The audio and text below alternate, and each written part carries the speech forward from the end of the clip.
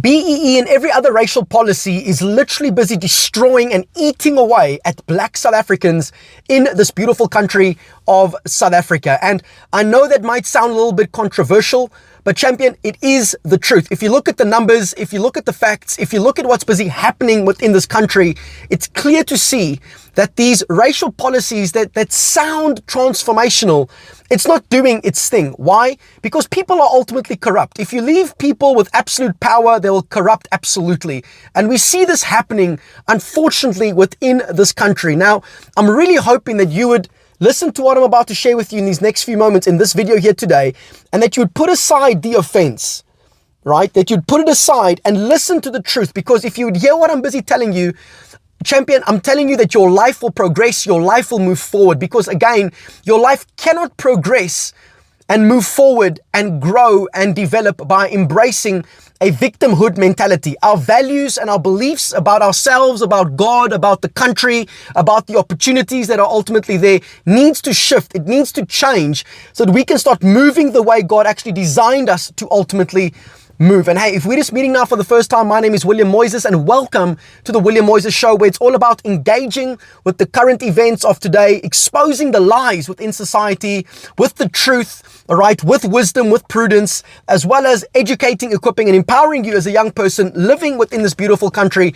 to become everything that God has called you to be, so that you and I can ultimately build the nation, the country that God desires to build. Because I believe that South Africa is the greatest country ever, because God has got a purpose, a plan, and a destiny for this country, and therefore God directly has a purpose, a plan, and a destiny for your life too. And you and I are called to be a part of the solution, not a part of the problem. So like this video, drop your comments down here below, and share this video far and wide with young people, whoever you might know as young people within your family, society, community, school, university, workplace, etc. So I'm very excited to share with all of you here today. So like you guys well know, we've got roughly around over 60 million people living and residing within this beautiful nation, where almost half of the country are currently receiving social grants. Around 29 odd million plus minus individuals are receiving monthly social grants, all right, which is basically free money. Now, I understand that some folks need that type of assistance, namely the disabled, namely orphans, namely children. However, when you reach a certain age, I believe that there should be a cutoff date, and there should be an accountability system ultimately put in place. Because like you guys well know, a couple of years ago, we had COVID-19, right? 2020, one of the greatest injustices within human history, at least, in my opinion.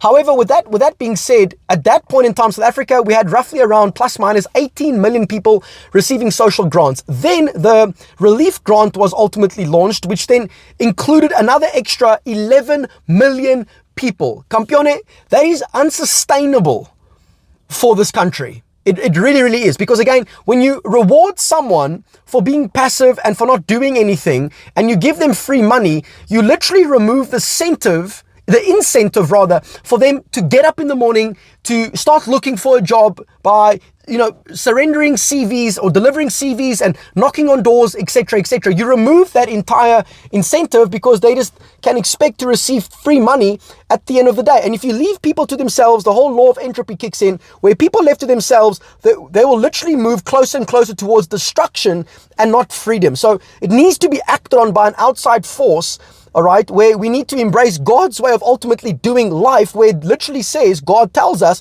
when a man is unwilling to work, he must not eat. And that is the accountability that I'm ultimately talking about in this video. And we'll probably break that down a bit more in future videos, Lord willingly. But as long as you get that principle, that a man who is unwilling to work must not eat. So here's some statistics over here. According to Stats SA and other sources, about 64.2% of black South Africans were living below the upper bound poverty line in 2015. That is, 64.2% of the black African population fell under that threshold, according to Africa Check and some other sources. The upper bound poverty line, the UBPL, is an official poverty threshold in South Africa, defined in terms of monthly consumption expenditure per person.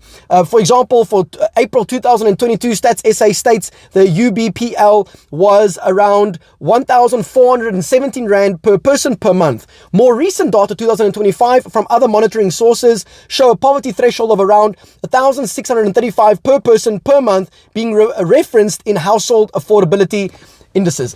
But basically what that means is Black South Africans are struggling in a tremendous way, right? Now, that doesn't mean that other races aren't struggling. I'm just trying to give you some stats and some numbers over here to show you that these racial policies don't work. I've shared in other videos, in another video specifically, why I believe that BE is an ultimate scam and racial policies are a scam, because it's a shield for corruption, where literally it was stated and said that over 1 trillion rand since 1994, over 1 trillion rand was circulated amongst only 100 individuals that were politically connected. All right, that over 1 trillion rand was circulated through BEE deals. So the money hasn't made its way to the people. Yeah, you give someone $350 here and there. However, you're not empowering someone by doing that. You are disempowering them, because again, if you reward someone for being passive and you disincentivize responsibility, you will have a culture, when I say a culture, I'm not referring to race now, but a societal culture where people don't think it's necessary for them to work because they're getting free money anyway. And what you and I need to be striving towards is to become less dependent upon the government and become more dependent upon God, His principles, and His way of ultimately doing life. And what's fascinating is that they actually did a survey years ago to try and discover if there is maybe some sequence to success. Because again, success and failure ultimately leaves clues. And through the information that they had gathered, they realized that if people would follow these 4 simple steps, they are over 90% less likely to end up in poverty. Because, I mean, we can look at poverty today and we can blame the government, we can blame BEE, we can blame all of these things. However, you and I are still responsible for our decisions that we make on a daily basis. You and I are still responsible for the daily responses that we make within society. You and I are responsible for that. And before we judge someone else, we should judge ourselves first, because Jesus Christ never said to not judge. He actually taught us how to judge properly and how to judge rightly by judging ourselves first before we point the finger at somebody else. So let's judge ourselves here today based on this success sequence. And this isn't to condemn you. This is to ultimately help, to encourage, and to give you, as well as myself, some guidelines as well within our lives, some guardrails, because like you guys well know, if you want freedom, you can't have true freedom without responsibility. They travel together. Just like, for example, all right, you can't have a car that is not, either fuel injected or is electric, right? Like it goes together. Those two coexist. Okay. So does freedom and responsibility. It coexists at the end of the day. So here's the success sequence. They realize that if people follow this particular sequence, they are over 90% less likely to end up in poverty. And here's the sequence. Number 1, finish school. Finish school. Now, some might say, well, I wasn't able to finish school. Okay. That's great. The point is you need to commit yourself to being a lifelong learner. Every single day should be an opportunity for you and I to ultimately learn something new. Because as we grow in that, we can start making some different, more concise, more precise decisions within our lives. So finish school. Number 2, get a job. Now, I already feel some of you are going to be like, well, there's no job opportunities out there. Well, Campione, I'm telling you, we are living in a country where opportunity abounds, because you must understand that we need to stop being dependent upon other people and start becoming dependent upon God. God, I'm going to trust you today that as I go out, as I go knock on doors, as I go offer my time to serve at church, at non-profits, as I offer my time to, shoot some videos or do something, to produce something, to create something, to stop thinking about myself and start thinking about others. As I do that, God, I'm trusting that you'll open up the right doors, because God is the author of those opportunities and He will make a way where there seems to be no way. So number 1, finish school, be a lifelong learner. Number 2, all right, go out looking for work, all right, get a job and start seeing how you can serve, how you can give. And don't walk into a company looking to see, well, how much are they going to ultimately pay me? No, right now, offer your time. Because, for example, getting paid 2,000 Rand per month is better than getting paid 0 Rand per month for sitting at home. So it's better for you to do something, to work somewhere and get paid some type of money compared to having no money ultimately coming in. Number 3 is to get married. And then number 4, to have children.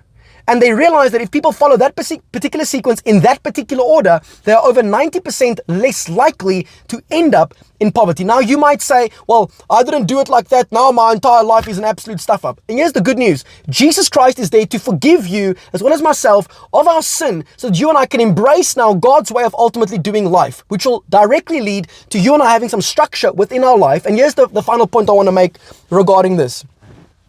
When we look at the poverty trap today, people tend to blame the system, or they tend to blame the past, or they tend to blame whoever else, or they tend to blame the lack of opportunities, and they just blame everybody else. Listen, poverty has a lot more to do with what you as an individual actually value, how you think, and the actions that you take and the decisions that you ultimately make. Poverty has a lot more to do with that compared to some evil system that is against you. It doesn't mean that there isn't an evil system out there. It just means that you are giving that too much power over your own life compared to focusing on what you can actually change within your life. Because maybe perhaps you need to put an expectation upon yourself, and where you say to yourself, you know what, I'm living in this poverty. There's no ways I can stay like this. It's impossible. It's abnormal for me to be living like this. God, please help me. Because what is the beginning of wisdom? How does one start this journey of walking in wisdom? The fear of the Lord.